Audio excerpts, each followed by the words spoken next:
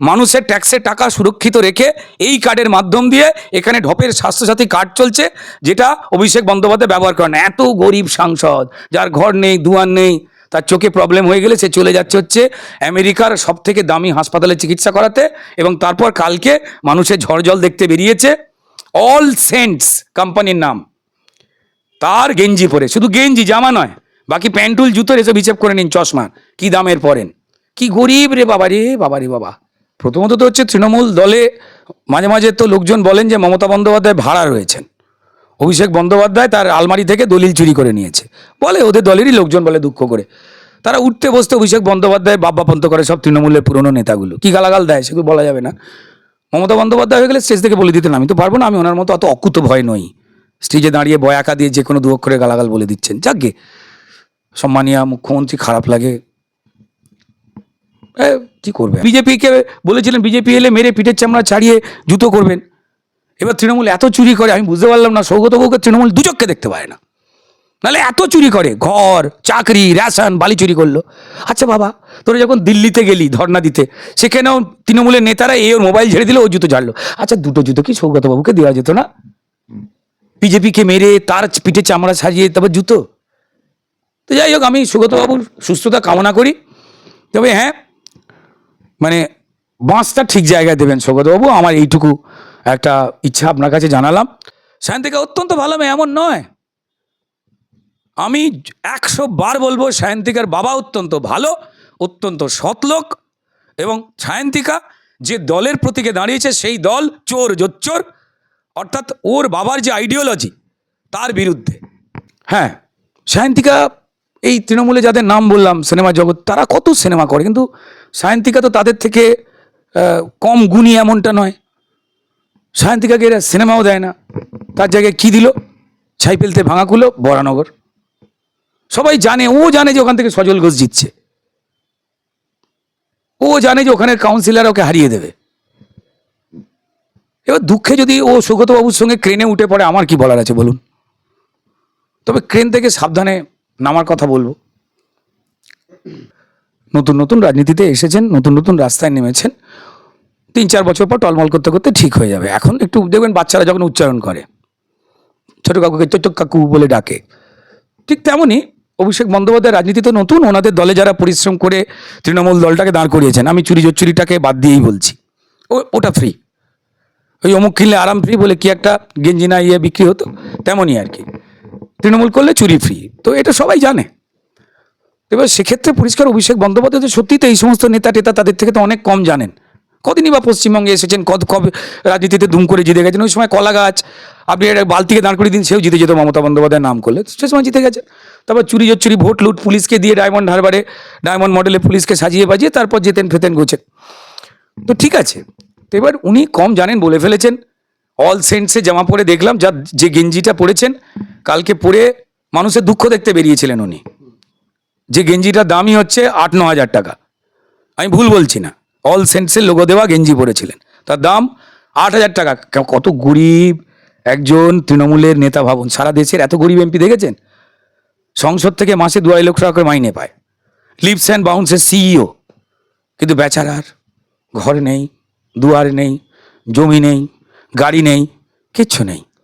আমাদের বিজেপির কিছু কার্যকর্তা বলছে এই রকম গরিব নেতা তৃণমূলে রয়েছে, লিপস অ্যান্ড বাউন্স কোম্পানির সিইও, মালিকই বলা যায়, 4 কোটি কোটি টাকা সম্পত্তি কোটেও জমা পড়েছে, অথচ বলছে কিছু নেই। আমি দেখলাম যে আমাদের এই বন্ধু কৌস্তব বাগজিও বলেছে, একটা ধার্মিক কথা বলেছে, যে তৃণমূল মমতা বন্দ্যোপাধ্যায়ের অনুপ্রেরণায় গরিব মানুষ, হিন্দু মুসলমানের সবার আবাস যোজনার ঘর তো ঝেড়ে তৃণমূলের নেতারা যাদের 2তলা 3তলা বাড়ি তারা ঝেড়ে নিয়েছেন। আচ্ছা মমতা বন্দ্যোপাধ্যায় একটা ঘরকে অভিষেককে দেওয়া যেত না? আপনি কি দিতে পারতেন না? তাহলে আপনার সঙ্গে অভিষেক বন্দ্যোপাধ্যায় যে ঝগড়া, অশান্তি, ঠোকাঠুকি, এটা তো সত্যিই মনে হচ্ছে। যাই হোক, আপনাদের সাংসারিক ব্যাপার, আমরা তো ঢুকবো না তো। এবং আমরা ঠিক করেছি যে যাই হোক, আমাদের বিজেপির ছেলেরা আমি দেখলাম 25 টাকা করে এই 4 আনা করে তুলছে, সবার থেকে জিজ্ঞেস করলাম কী হবে, বলছে অভিষেক বন্দ্যোপাধ্যায়কে একটা টোটো কিনে দেবে। তো যাই হোক, আমি ঠিক আছে, এইভাবে যদি একজন এত অনেস্ট একজন তৃণমূলের নেতা, ভাবুন তৃণমূলের নেতা আবার অনেস্ট, তার নাম অভিষেক বন্দ্যোপাধ্যায়, যার বাড়ি নেই, গাড়ি নেই, কিচ্ছু নেই, অথচ সে অল সেন্টসের 8 হাজার টাকার গেঞ্জি পরে কালকে মানুষের দুঃখ দেখতে বেরিয়েছিল, গিয়েছিল একটা বিরাট বড় দামি গাড়ি চেপে 50 লাখের, যেই টিভির ক্যামেরা দেখেছে একটা ওই জামার যা দাম, ঠিক আছে, সেই দামে বোধহয় ভাড়া করা বোধহয় একটা অটো না টোটো করে মানুষের দুঃখ দেখতে বেরিয়েছে। মানে না, এ নিশ্চয়ই আগে প্রশান্ত কিশোরের বুদ্ধিতে চলতো, তো এখন বোধহয় কুণাল ঘোষের বুদ্ধিতে চলছে। ওনারই মাথার ঠিক নেই, নিজের দলের বিরুদ্ধে টেলিভিশন চ্যানেলে চুরি চাকরি চুরি করেছে বলে বেরিয়েছে। তখন কুণাল বাবুর বুদ্ধি নিয়ে চললে এরকম তো হবেই। বাত্য বসে এখন চর্বি কাঁপিয়ে জেনারেটরের আওয়াজে সুগত বাবুকে নিয়ে গিরি গিরি গিরি করে দেখলাম নাচছে, এটা ভিডিও দেখেছিলাম। এই আমাদের বাড়িতে কিছু বাচ্চা এসেছিল, তাদের দেখেছি সে কী হাসি। তারপর মা বললো যে আর টেডি বিয়ারের খরচটা কেনা কমে গেল। ব্রাত্য বসু আর সৌগতবাবু এইরকম করে নাচছিল, গরম রোদ্দুরে জেনারেটারের আওয়াজেও নাচছে। গাড়ি জেনারেটার চলছে, ডাকা ডাকা ডাকা ডাকা, সেখানে এরকম করে নাচছে ব্রাত্য বসু হারিয়ে। শিক্ষা দীক্ষা লাটে তুলে দিয়ে আজে বাজে বকে সুপার নিউমারিকের গল্প দিয়ে তারপর এখন মানুষের সর্বনাশ করে বগল তুলে নাচছে। দেখুন, মদন মিত্র সম্পর্কে আমি কোনো কিছু এই বলতে চাই না, কারণ উনি কোনো একটা কঠিন অসুখ তার একটা হয়েছে, রোগে আক্রান্ত হয়েছেন শুনলাম। তো তৃণমূলের হয়ে লড়াই করেছেন এক সময়, এবং তাকেই অভিষেক বন্দ্যোপাধ্যায়রা চেঁচে বাদ দিয়ে দিয়েছে। যার যার জনভিত্তি সামান্য হলেও আছে, তাদেরকে অভিষেক বন্দ্যোপাধ্যায় দাড়ি চাচার মতো করে চেঁচে বাদ দিয়ে দিয়েছে, যার নিজের রাজনৈতিক অভিজ্ঞতা বলতে কিছুই নেই এই নেতাদের কাছে। তো তৃণমূলের সমস্ত নেতারাই আর কি অভিষেকের নামে উঠতে বসতে রোজ গালাগাল করে, এবং ওরা নিজেরাই বলেছে যে আমাদের পার্টিটা এই 2024 থেকে শেষ হয়ে যাবে, ভেঙে টুকরো টুকরো হয়ে যাবে। একটাই কারণ, তার নাম মানে এই ভাঙনের এনার্জি, তৃণমূলের সর্বনাশের এনার্জি অভিষেক ব্যানার্জি, এই স্লোগানটা ওরা দিচ্ছে। ঠিক আছে, তো জানি না ওদের সাংসারিক, হ্যাঁ হ্যাঁ দেখুন, নেগেটিভ এনার্জিও তো থাকে না অনেক সময়। তো যাই হোক, অভিষেক বন্দ্যোপাধ্যায়ের সামনে বলছেন, তো অভিষেক বন্দ্যোপাধ্যায় যা সর্বনাশ করছেন তৃণমূলের, ওদের ঘরের ব্যাপার, কে আগে ঘর ভাঙবে বাবা, এর মধ্যে আমি ঢুকবো না। সুদীপ বন্দ্যোপাধ্যায় কার এলাকার মানুষ তো প্রশ্ন করছে। তৃণমূল তো বলে দিচ্ছে নাকি, সুদীপ বন্দ্যোপাধ্যায় তো বলেই দিয়েছিল তো যে ও নাকি বিজেপির হয়ে কাজ করছে। এই তো ভুয়া মহা মুশকিল। আর আমাদের প্রার্থী আছে এবং সেখানে তাপসবাবু জিতবেন। সুদীপ বন্দ্যোপাধ্যায় যে দলের জন্য, তৃণমূলের ছেলেদের জন্য কোনো কিছুই করেনি, এ তো কুণাল ঘোষ জানি না এখন কোন দলে আছে, তৃণমূল ছেড়ে দিয়েছে, আবার কোনো চ্যানেলে গালাগাল করছে কি তৃণমূলের নামে, এখনো করছে না, আবার করবে কদিন পর, আবার স্টারে ফিরে এসছে। যাই হোক, ঈশ্বর ওনাকে ভালো রাখুক। যেভাবে মানুষ গালবন্ধ করে এটা ঠিক হচ্ছে না। একটু ওনার জায়গায় আমরা যে কেউ থাকলে ঘ্যাঁক করে মানুষকে কামড়ে দিতাম। কুণালবাবুর থেকে ধৈর্যের শক্তি শেখবার আছে। কীভাবে অপমানটাই না মমতা বন্দ্যোপাধ্যায় করে লোকটাকে জেলে পুরে দিয়েছিল। হ্যাঁ, সেই লোকটা বলেছিল মমতা বন্দ্যোপাধ্যায় সারদার যে টাকা ঝাড়া হয়েছে আসল সুবিধাভোগী, ভাবুন।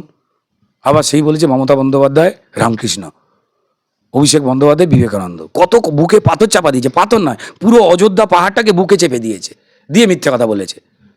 যাই হোক, যেভাবে এই অভিষেক বন্দ্যোপাধ্যায়, কুণাল ঘোষেরা তৃণমূল দলটাকে তুলে দেওয়ার জন্য বিরাট চেষ্টা করছেন, আগাম অভিনন্দন জানাচ্ছি। ঠিক আছে। আর সায়নী ঘোষ, সায়নী ঘোষের সম্বন্ধে বলতে পারবো না। এখন সায়নী ঘোষ নামের টেনশনের মধ্যে, ও সাউনি না সায়নী, এটা নিয়েই সায়নী টেনশন শুরু হয়ে গেছে। ঠিক আছে, তো যাই হোক, এইসব মানে দলের মধ্যে কি একটা হচ্ছে, মানে গো অ্যাজ ইউ লাইক, যেরকম ছিল না, কেউ ভোঁদর সেজে আসছে, দেখুন, কেউ সন্ন্যাসী সেজে আসছে, কেউ চোর সেজে আসছে, কেউ ভালুক সাজছে। ওদের দলে এখন তেমন হয়েছে আর কি।